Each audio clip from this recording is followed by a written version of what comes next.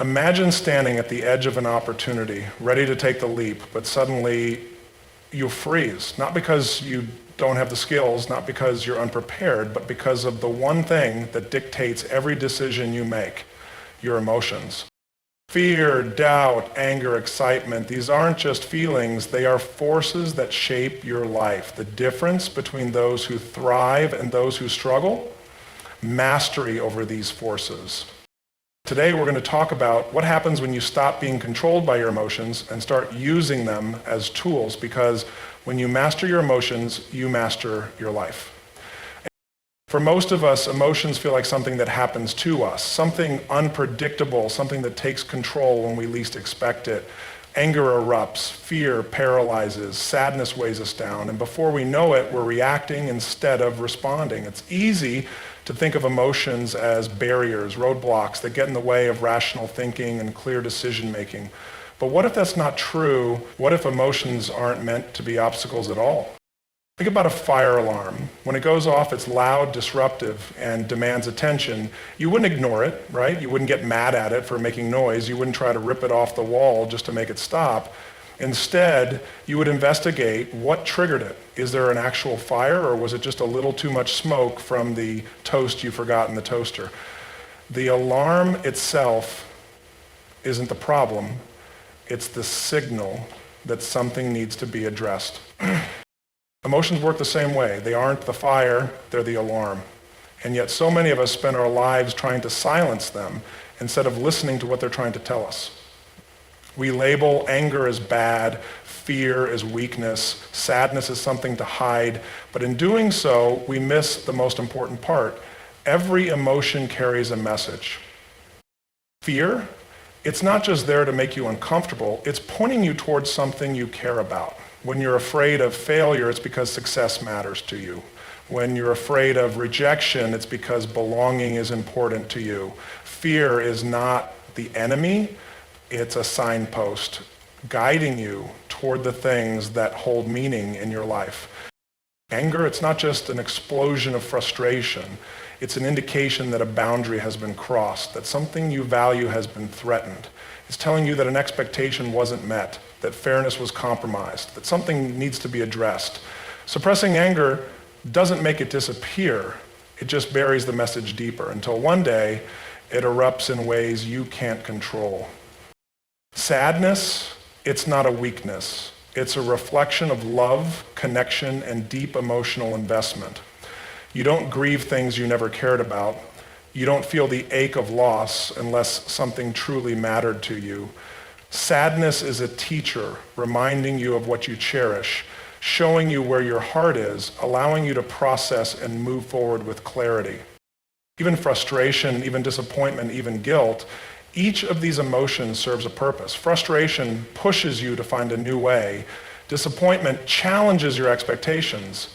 Guilt reminds you to realign with your values. When we fight against these emotions, when we label them as bad or inconvenient, we fail to see the role they play in shaping us, refining us, making us more self-aware. The problem isn't that we feel emotions. The problem is that we've been taught to either ignore them or let them control us. We swing between two extremes, either bottling them up until they explode or letting them dictate our every move. But there's a middle ground, understanding them. Instead of reacting impulsively or suppressing what we feel, we can pause. We can ask ourselves, what is this emotion trying to tell me? When you feel anxiety before a big decision, instead of pushing it away, you can recognize it as a signal that something important is at stake. When you feel envy, instead of resenting it, you can see it as an indicator of a deeper desire you haven't yet pursued. When you feel restless, instead of feeling guilty for being unsatisfied, you can take it as a sign that you're ready for change. Emotions are feedback, they are tools. They are your body and mind working together to give you insight. The question is, are you paying attention? Your mind is the command center of everything you do. It dictates how you perceive the world, how you interpret events, how you react to challenges, and ultimately the decisions you make.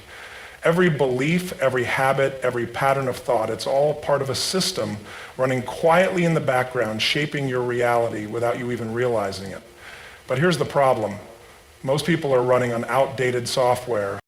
Think of a computer. When it's new, it runs smoothly, fast processing, no glitches, no lag. But over time, things slow down. Files get cluttered, unnecessary programs run in the background, and before long, the system starts crashing under the weight of old data. It's not that the computer itself is broken, it's that it hasn't been updated. The same thing happens with your mind. From a young age, your brain absorbs information, beliefs from your parents, teachers, society, experiences. Some of these beliefs serve you, but many of them don't. Maybe you were told that success is only for certain types of people. Maybe you learned that failure is something to fear instead of a tool for growth. Maybe you picked up patterns of self-doubt, avoidance, or procrastination without even realizing it. These outdated programs run in the background of your mind, shaping your actions, holding you back, and making you believe that this is just the way things are. But that's not true. Your brain is not a fixed system. It's not set in stone. It's designed to adapt, to evolve, to upgrade. The question is, are you actively updating it, or are you letting it run on autopilot? Think about this. Every single thought you repeat to yourself is like a line of code being written into your system. If you constantly tell yourself, I'm not good enough, you're programming your brain to believe it. If you always say, I can't handle stress, you're reinforcing that pattern. But if you change the input, you change the output. Neuroscience calls this neuroplasticity, the brain's ability to rewire itself based on repeated thought and action. In simple terms, your mind learns whatever you teach it. If you practice confidence, your brain adapts. If you train yourself to look for solutions instead of problems, that becomes your default setting.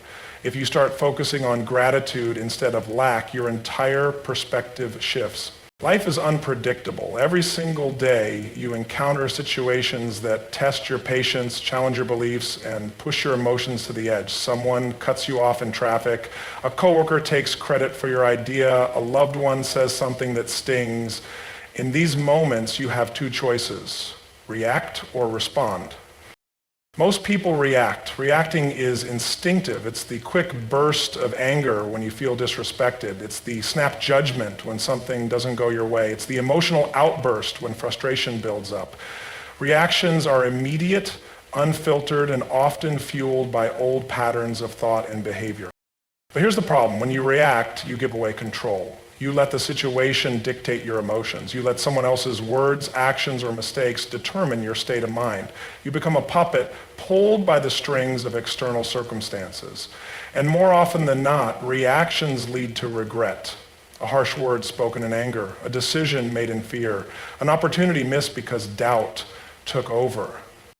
Response, on the other hand, is different. Response is intentional.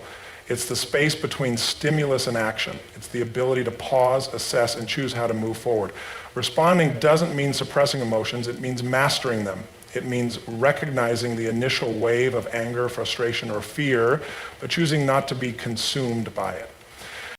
Imagine someone insults you. Your instinct might be to fire back, to prove them wrong, to defend yourself. That's reaction. But what if instead you paused? What if you asked yourself, is this worth my energy? Does this define me? Suddenly, you're not just reacting to their words, you're deciding how much power you give them. This principle applies to every area of life. In relationships, reacting often leads to arguments, misunderstandings, and distance, but responding, taking a moment to understand, to listen, to communicate with intention creates deeper connections. In business, reacting to setbacks with frustration and blame stalls progress, but responding, analyzing, adapting, finding solutions turns challenges into stepping stones. And this isn't just about emotional intelligence, it's about rewiring your brain. The more you practice responding instead of reacting, the stronger that mental muscle becomes. You begin to notice triggers before they take over. You gain the ability to shift perspectives, to choose patience over frustration, to replace impulsiveness with clarity. Think about the people you admire, the ones who remain calm under pressure, who make wise decisions in the face of chaos. They weren't born that way. They trained themselves to create space between impulse and action. They developed the habit of response over reaction. Because here's the truth, you cannot control the world around you. You cannot control other people's actions, random setbacks, or unexpected challenges. But you can always control how you respond. And in that control lies your greatest power. Your mind and body are not separate entities. They are one interconnected system. Every thought you have, every emotion you experience, every decision you make is influenced by your physiology. The way you sit, stand, breathe, and move determines how you feel in any given moment. Yet most people never think about this connection. They assume emotions come first, that confidence, energy, and motivation are things you feel before you act. But the truth is the opposite. Your body dictates your mind just as much as your mind dictates your body. Think about a moment when you felt completely drained, overwhelmed, or defeated. How was your posture? Were your shoulders slumped? Was your breathing shallow? Were your movements slow and hesitant? Now, think about a time when you felt powerful, confident, and unstoppable. How did you hold yourself? Were you standing tall, chest open, breath steady, and eyes forward? The difference is not just psychological, it's physiological. Your body sends signals to your brain every second of the day, and your brain interprets those signals as emotional states. If you sit hunched over, frowning, and taking short breaths, your brain doesn't just observe this posture, it feels it.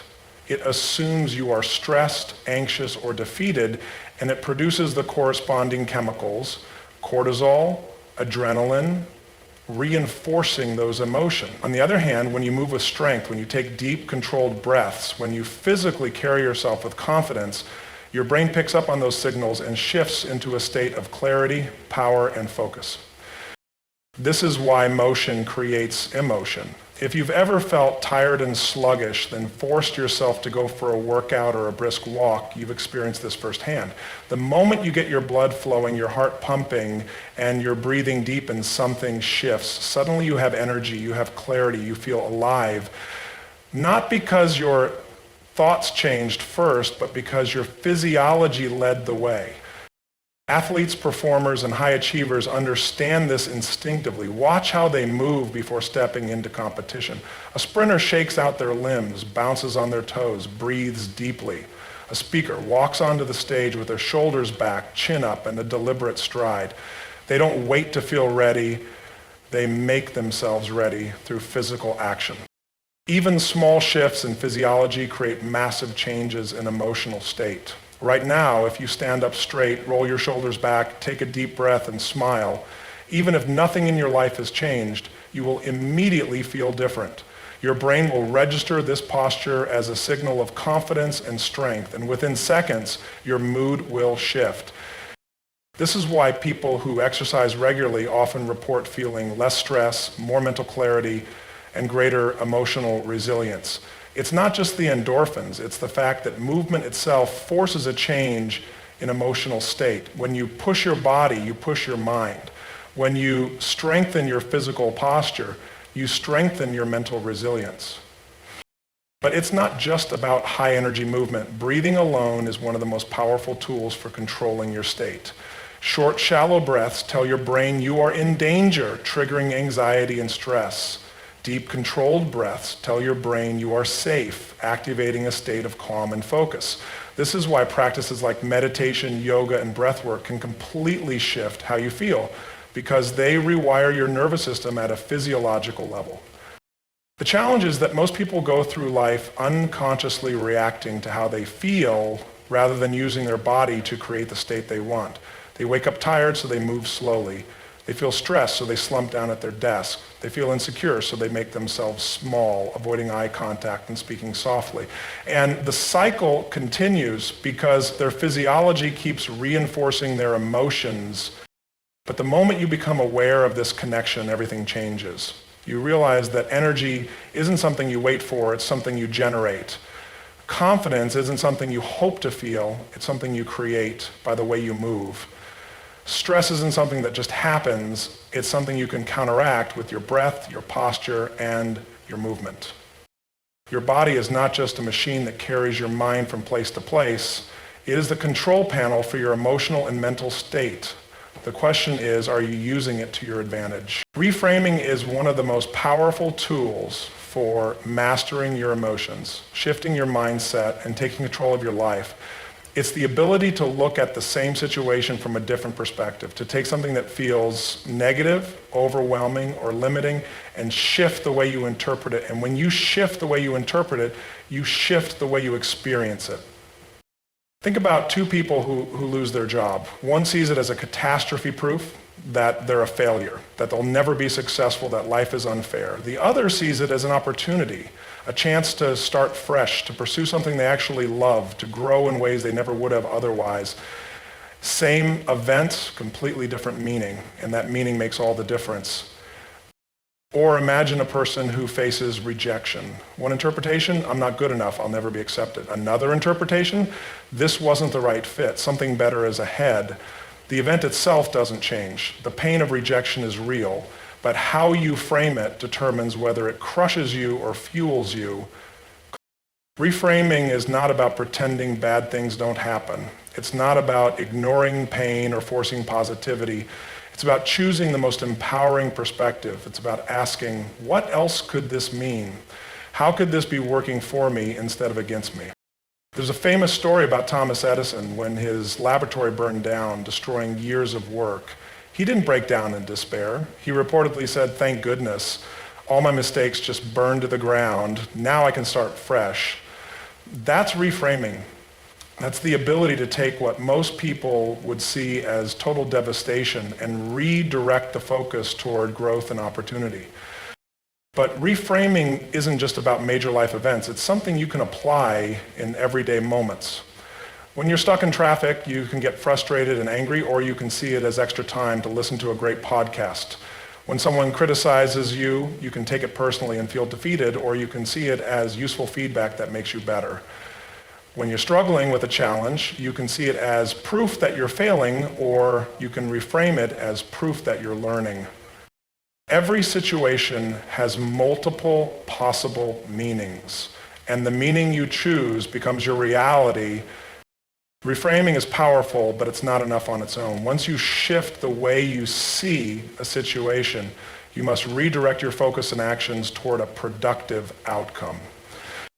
Your mind naturally wants to dwell on problems. It wants to replay mistakes, obsess over fears, and magnify everything that's going wrong. But what you focus on grows. If you keep feeding your mind negativity, doubt, and limitation, that's what you'll experience. Redirecting means consciously shifting your attention from what you can't control to what you can control, from what's wrong to what's possible, from obstacles to solutions.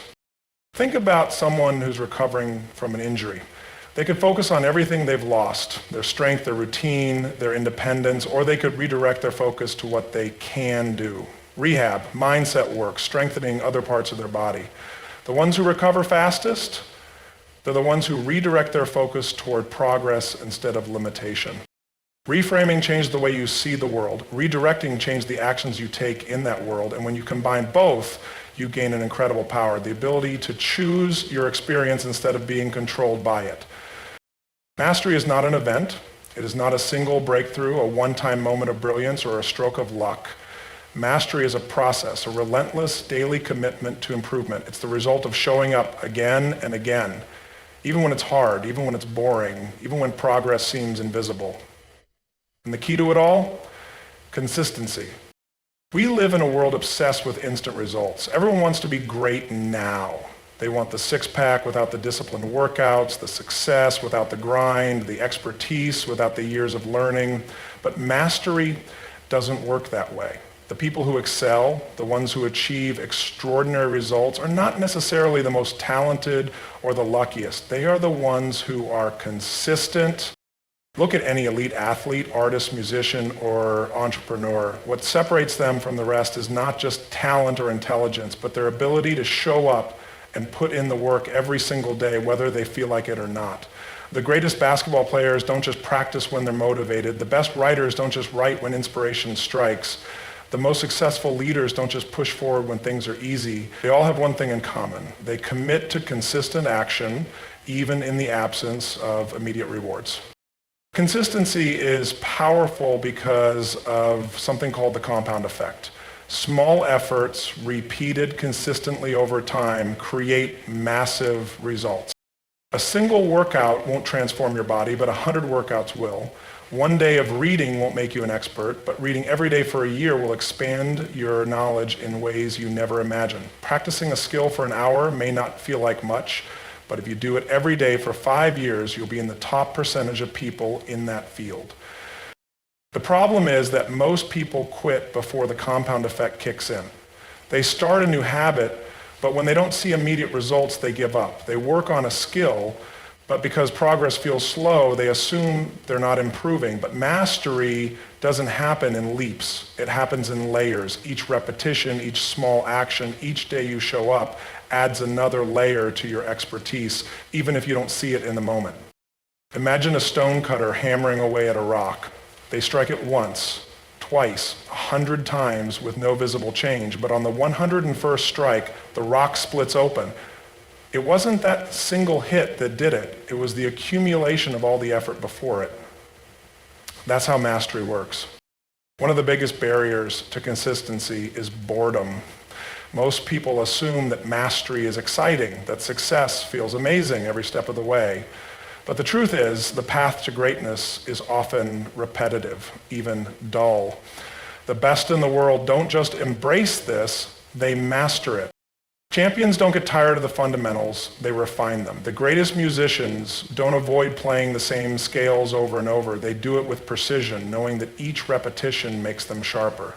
The best business leaders don't chase distractions. They double down on the essential daily habits that move the needle forward. If you want to master anything, you have to fall in love with the process, not just the result. You have to learn to do the work even when it's not exciting, even when progress is invisible, even when it feels like nothing is changing, because over time, those small, seemingly insignificant actions add up to something extraordinary. Most people wait for motivation to take action. They think they need to feel like it before they start, but motivation is unreliable. Some days you'll wake up inspired, ready to take on the world. Other days you'll feel exhausted, unmotivated, and full of doubt.